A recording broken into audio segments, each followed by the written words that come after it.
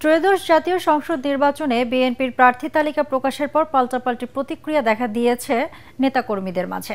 প্রার্থী তালিকা থেকে বাদ পড়াকে কেন্দ্র করে চট্টগ্রাম, কুষ্টিয়া ও মেহেরপুরে অবরোধ ও বিক্ষোভ হয়েছে। এতে বেশ কয়েকজন আহতের খবর পাওয়া গেছে।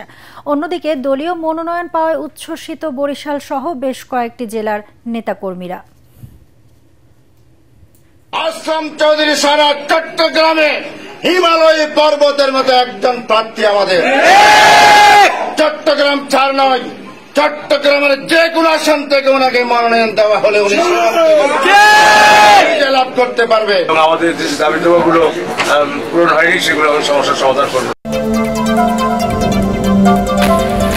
প্রার্থী ঘোষণার মধ্য দিয়ে বিএনপি আনুষ্ঠানিকভাবে নির্বাচনের পথে যাত্রা শুরু করেছে। ঐক্যবদ্ধভাবে বিজয় ছিনিয়ে আনতে হবে বলে জানিয়েছেন বিএনপির স্থায়ী কমিটির সদস্য মির্জা আব্বাস। প্রত্যেক আসনে দলের একাধিক যোগ্য প্রার্থী রয়েছে। ধানের শীষকে বিজয়ী করতে সবাইকে একসাথে কাজ করতে হবে। দেশপ্রেমিক দল ও প্রার্থীকে আওয়ামী লীগের সমর্থকরাও ভোট দেবে, এমন বলে জানান মির্জা আব্বাস। সাবেক মেয়র বিএনপির প্রয়াত নেতা সাদেক হোসেন খোকার মৃত্যুবার্ষিকী উপলক্ষে নয়াপল্টনের একটি কমিউনিটি সেন্টারে দোয়া মাহফিলে তিনি এসব কথা বলেন। মির্জা আব্বাস বলেন, সংস্কারের আলাপ হলেও এর বাস্তবায়ন দেখা যাচ্ছে না। সরকার দুটি দলের উপর নির্ভর করে টিকে আছে এবং তাদেরকে আগামী নির্বাচনে বিজয়ী করতে যে কোনো পদক্ষেপ নেওয়ার আশঙ্কাও প্রকাশ করেন তিনি। সব মশার বিরুদ্ধে সুরক্ষা দিতে এলো বসুন্ধরা এক্সট্রিম অ্যারোসল। মশার বিরুদ্ধে এক্সট্রিম সুরক্ষা। তারা এত লাফাচ্ছে কেন? তারা লাফাচ্ছে এই কারণে, তারা বুঝে নিছে যে আওয়ামী লীগের ভোটগুলো আমরাই তো পাবো, এরকম একটা ধারণা হয়ে গেছে। না, এটা সঠিক নয়। সকল আওয়ামী লীগের একটা অন্য কাউকে ভোট দেবে না, তারা দেশপ্রেমিক দলকে ভোট দেবে, আমি বিশ্বাস করি। রাজনৈতিক দলগুলোর মধ্যে মতানৈক্য হতেই পারে, তবে মতবিরোধ কাম্য নয়, এমন মন্তব্য করে জামায়াতের আমির ডাক্তার শফিকুর রহমান বলেছেন, তার দল বিএনপির সঙ্গে আলোচনায় বসতে রাজি। 16 দিনের বিদেশ সফর শেষে দেশে ফিরে বিমানবন্দরে তিনি এসব কথা বলেন। এ সময় নভেম্বরে গণভোটের ব্যাপারে দলের অনড় অবস্থান পুনর্ব্যক্ত করেন ডাক্তার শফিকুর রহমান। আমাদের মধ্যে মতানৈক্য হোক, তবে দোয়া করেন মতবিরোধ যেন না হয়। মতের ভিন্নতা থাকবে, এটাই গণতন্ত্রের সৌন্দর্য। সব দল তো এক দল নয়, সবগুলা দল ভিন্ন ভিন্ন, তাদের দৃষ্টিভঙ্গিতেও কিছু পার্থক্য থাকবে, এটাই স্বাভাবিক। আমরা সকলের মতকে শ্রদ্ধার সাথে দেখি, তবে আমরা নিজেরা যে মতটা প্রকাশ করি, আমরা চেষ্টা করি চিন্তা ভাবনা করে জাতির স্বার্থেই সেই মতগুলা প্রকাশ করার। আগামী নির্বাচনে পুলিশকে নিরপেক্ষ থাকার নির্দেশনা দেওয়া হয়েছে বলে জানিয়েছেন স্বরাষ্ট্র উপদেষ্টা জাহাঙ্গীর আলম। পুলিশের কোনো সদস্য কোনো দলকে সহযোগিতা করলে আইনি ব্যবস্থা নেওয়া হবে। বিচার বহির্ভূত প্রতিটি হত্যাকাণ্ডের তদন্ত করছে সরকার।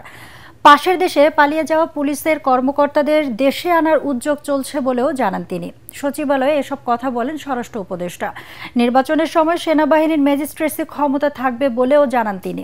শিগগিরই পুলিশ কমিশন গঠন করা হবে। এই কমিশনের ক্ষমতা কি হবে গঠনের পর জানা যাবে। সামাজিক যোগাযোগ মাধ্যমে উস্কানিমূলক বক্তব্য প্রতিহত করতে হবে বলেও জানান স্বরাষ্ট্র উপদেষ্টা। 2014, 2018 এবং 2024 নির্বাচনে যারা ছিল তাদের আমরা ম্যাক্সিমাম চেঞ্জ করার চেষ্টা করব, কিন্তু হলো কি আমাদেরও একটা লিমিটেশন আছে।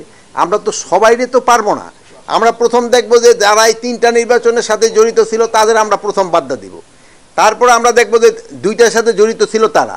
তারপরে যদি দেখি যে না আমার কাছে আরও অ্যাসেট রয়ে গেছে, ওইটাতে তো আমি একটার সাথে জড়িত তাকে বাদ দিয়ে দেবো। যদি আমি দেখি যে না, আমি তো ওখানে নতুন রিক্রুট করে নতুন অস্তিত্ব নিয়ে আসতে পারবো না।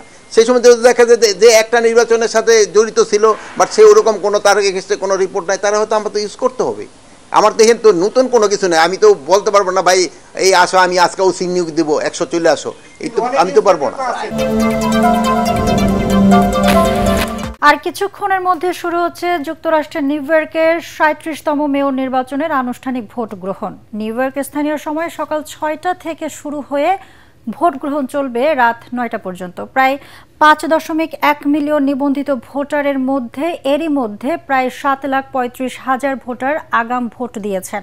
এতে এগিয়ে আছেন ডেমোক্রেটিক প্রার্থী জোহরান মামদানি। শেষ পর্যন্ত জিতলে তিনিই হবেন 400 বছরের মেয়র নির্বাচনের ইতিহাসে নিউ ইয়র্কের প্রথম মুসলিম মেয়র।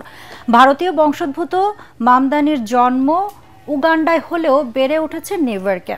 এবার প্রবাসী বাংলাদেশিদের আকণ্ঠ সমর্থন পাচ্ছেন 33 বছর বয়সী এই রাজনীতিক। তবে মামদানি মেয়র হলে নিউ ইয়র্কে বরাদ্দ সীমিত করার ঘোষণা দিয়েছেন প্রেসিডেন্ট ট্রাম্প।